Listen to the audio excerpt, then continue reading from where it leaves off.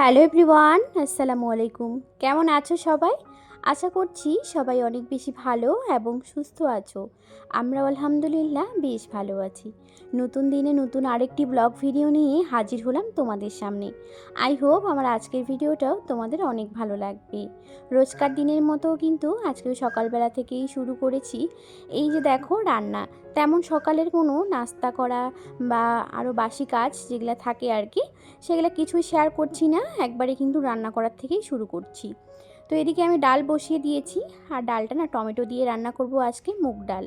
দেখতে পাচ্ছ টমেটোটা দিয়ে একটু যখন সেদ্ধ হয়ে গেছে তখন কিন্তু ঘুটনির সাহায্যে একটু কিন্তু ডাল ঘুটনিটাকে করে নিচ্ছি আর কি, কারণ ডালগুলোকে একটু ভালো করে ম্যাশ করলেই খেতে যেরকম ভালো লাগে দেখতেও কিন্তু খুব সুন্দর লাগে। এদিকে এখন ডালটা রান্না করছি, তারপরে করব একটা ভাজা। যতটা পানি দেবো আর কি নামানোর জন্য ততটা পানি দিয়ে একটু বারো মশলা ছিটিয়ে দিলাম উপর দিয়ে। আর ডালে কিন্তু এভাবে বারো মশলা দিলে অনেকটাই টেস্টি লাগে খেতে, সে কারণে কিন্তু মশলাটা দিয়ে দিলাম। এখন কিন্তু ফোড়নটা দেব। ফোড়নের জন্য আমি নিয়েছি এখানে শুকনো লঙ্কা, তারপরে পাঁচ ফোড়ন, আর এদিকে কয়েকটা রসুন কোয়া। আর জানো তো তেজপাতাটা দিইনি, কারণ আমাদের বাড়িতে তেজপাতা শেষ হয়ে গেছে। ওই গাছ থেকে কিন্তু পাড়িয়ে আম্মু রোদ্রে দিয়েছে, যখন ভালো করে এটা শুকিয়ে যাবে তখন একটা বয়ামের মধ্যেই কিন্তু স্টোর করে রাখতে হবে। তো এদিকে দেখতে পাচ্ছ এখন কিন্তু পেঁয়াজগুলো যখন ভালো করে ভাজা হয়ে যাবে তখনই কিন্তু ডালটা ঢেলে দেব। এভাবেই কিন্তু আমি করে থাকি টমেটো দিয়ে ডাল। তোমাদের যাদের মুগ ডাল খেতে ভালো লাগে না তাদেরকে বলবো এভাবে টমেটো দিয়ে ট্রাই করার, ভীষণই খেতে ভালো লাগে এবং কি খাওয়ার একটা রুচিও বাড়ায়। ওই টমেটো ফ্লেভারটার জন্য কিন্তু অনেকটা ভালো খাওয়া যায়।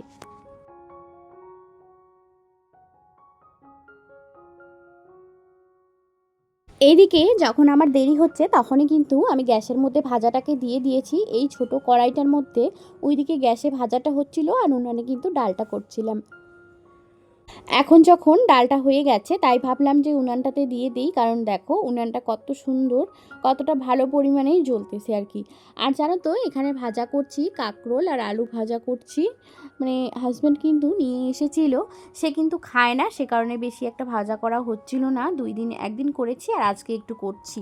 মানে একদিন রাতের বেলা করেছি, একটু আজকে করতেছি। তেমন একটা ভাজা ও পছন্দ করে না, ওই হালকা ফুলকা যদি একটু খায় তো খাবে। তাকে কিন্তু ডিম ফ্রাই করে দিয়েছিলাম। আর এদিকে দেখো আমার সব কিছু মশলাগুলো না একদম ডিব্বার মধ্যে খালি হয়ে গেছে। তাই ভাবলাম রান্না যেহেতু তাড়াতাড়ি করলাম, এখন কিন্তু মশলাগুলো একে একে তার জায়গা মতো ঢেলে রাখি। আর জানো তো এই মশলাদানিটা থাকলে না আমার অনেকটাই সুবিধা হয়। কারণ কি বলো তো, ওই সব সময় না এটা ওটা নামাতে না একদম ভালো লাগে না।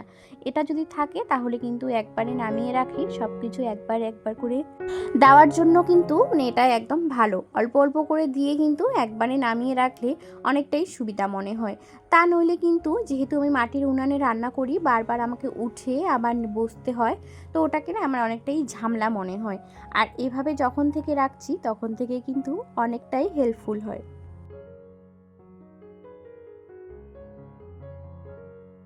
মশলাগুলো ঢালতে ঢালতে তোমাদের কাছে একটা জিনিস চেয়ে নিচ্ছি। প্লিজ বন্ধুরা, যারা এখন পর্যন্ত আমার সাথে আছো, যারা এখন পর্যন্ত লাইক দিতে ভুলে গেছো, প্লিজ একটা ভিডিওতে লাইক করে ভিডিওটি কন্টিনিউ করার চেষ্টা করো। আর যারা এতক্ষণে কমেন্ট করোনি তাদেরকে রিকোয়েস্ট করছি একটা মিষ্টি কমেন্ট করে আমার সাথে থাকার জন্য। আর যারা আজকে প্রথম চ্যানেলটি ভিজিট করছো তাদেরকে বলবো অবশ্যই চ্যানেলটিকে সাবস্ক্রাইব করে আমার পাশে থেকে যাওয়ার জন্য। আমার এই ছোট্ট পরিবারে তোমাদের অনেক প্রয়োজন, অনেক দরকার তোমাদের ভালোবাসার। সে কারণে বলছি তোমরা সবাই আমাকে একটু সাপোর্ট করো, একটু ভালোবাসা দিয়েই আমার সাথে থেকো। এদিকে এখন সব কিছু ঘর গুছানো কমপ্লিট, সব মেজে ঘষে রেখে দিয়েছি। এখন যাব স্নান করতে। স্নান করে এসেই কিন্তু ভাত খাওয়ার জন্য ডিম ভেজে নিচ্ছি। হাজব্যান্ডকে ডিম ভেজে দিয়েছি কড়াইয়ে আগেই কিন্তু, এখন কিন্তু আমাদের জন্য ডিমটা ভেজে নিচ্ছি। তো দেখো এদিকে কিন্তু বাবু আর আমি এখন খাবো। প্রথমে কিন্তু আগে ডিম ভেজে নেই।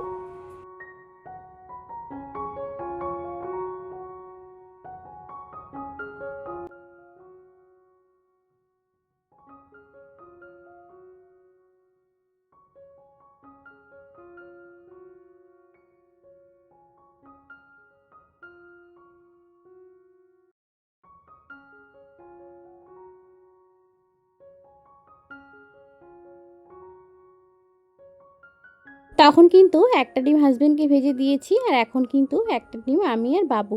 এখানে কিন্তু একটা ডিমই আছে, একটু তেল বেশি করে দিয়েছি বলে অনেকটাই বড় হয়েছে, অনেকটা ফুলছে।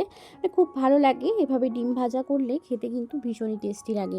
এদিকে এখন একটু ভাজা নিয়ে নিচ্ছি, তারপরে কিন্তু আমাদের ঘর থেকে একটু শাক নিয়ে এসেছি, কচু শাক। কচু শাক করেছি, একটু কচু ভর্তা।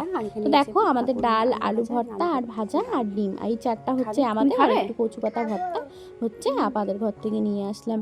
বাবুকে কিন্তু বসিয়ে দিয়েছি, ও খাইলো। খাওয়া দাওয়া শেষ করে ও নাকি ফল খাবে, তাই ওকে একটু ফল দিয়ে দিলাম। এদিকে এখন হাজবেন্ড চলে এসেছে, যেহেতু আম্মু বাড়িতে নেই, আম্মু গেছে ওনার বোনের বাড়ি, সে কারণে কিন্তু হাজবেন্ড চলে এসেছে কাজ থেকে। হাজবেন্ডকে বলেছিলাম যে তুমি আসার সময় কিছু একটা নিয়ে এসো, তো হাজবেন্ড বললো যে আজকে তোমাকে রাতে রান্না করতে হবে না, মা যেহেতু নেই। আম্মু কিন্তু হোটেলের খাওয়া বা বাইরের খাওয়া একদমই খেতে পছন্দ করে না, আর ওনার গ্যাসের কারণে তেমন একটা খাওয়াও হয় না। তো এদিকে দেখতে পাচ্ছ আমাদের দুই মা ছেলের জন্য দুইটা মাছের একটা পেটি আর একটা মাছের পিস নিয়ে এসেছে, বড় কাতল মাছের। আর এদিকে নিয়ে এসেছে মুড়ির ঘন্ট। আজকে রাতের ডিনার এটাই, আমি শুধু গ্যাসে একটু ভাত বসিয়ে দেব। তো দেখো এখন কিন্তু সবে একে একে নেমে রাখছি। আর জানো তো এত সুন্দর টেস্টি হয়েছে মুড়ির ঘন্টটা খেতে, যে আমার এখন পর্যন্ত এডিট করছি ঠিকই, এখনও জিভের জল চলে আসতেছে। খুব সুন্দর হয়েছে রান্নাগুলো। আর ওই হোটেল থেকে আমার হাজব্যান্ড প্রতিদিন খায় রাতের বেলা। তোমরা বেশিরভাগই দেখো যে আমার হাজব্যান্ড রাতে বাড়িতে খায় না, খেয়ে আসে, সে কারণে কিন্তু ওখান থেকেই নিয়ে আসা হয়েছে। আর এতটা টেস্টি খাবার রান্না করে যে আর বলে বোঝাতে পারবো না। তো এদিকে দেখো গ্যাসে কিন্তু এখন ভাতটা বসিয়ে দিচ্ছি আমি। আর আমি ভাবলাম যেহেতু তরকারি অনেকটাই নিয়ে এসেছে আর একটু লেট করে খাবো, সে কারণে কিন্তু হাজব্যান্ডের জন্য একটু চাল দিয়েছি, যদি সে ভাত খায় তো একটু খাবে। তো বাবু কিন্তু ঘুমিয়ে গিয়েছিল, তারপরে ওর পাপা এসে ওকে উঠিয়ে নিয়েছিল। তো এদিকে কিন্তু আমার ভাতটা হয়ে গেছে, এখন মাঠটা গেলিয়ে নিই, তারপরে কিন্তু মা ছেলে দুজন মিলে খেতে বসে গেছি। করছো পাপা? আমি ভাত খাচ্ছি। কি তরকারি আমাদের? সবজি ভাজা। ভাজা। তারপরে এখানে কি আছে বলো তো? ফিশ। ফিশ। আর কি আছে? ডাল। এদিকে আছে মুড়ির ঘন্ট, তাই না? ভাত খাওয়ার সময় কি বলতে হয়? দোয়া করতে হয়। কি দোয়া বলো? আল্লাহুম্মা বারিক লানা ফিমা রাযাকতানা ওয়া কিনা আযাবান্নার বিসমিল্লাহি বারাকাতুল্লাহ। খাওয়া শুরু করো। এখন কি বলতে হয়? এখন কি বলতে হয় খাওয়ার সময়? লাকাত। লাকাত। লাকাত। তারপর মিস্টেক হয়ে যাচ্ছে, না আরেকবার বলো। আলহামদুলিল্লাহ। কি? আলহামদুলিল্লাহ। হ্যাঁ, গুড। খাও।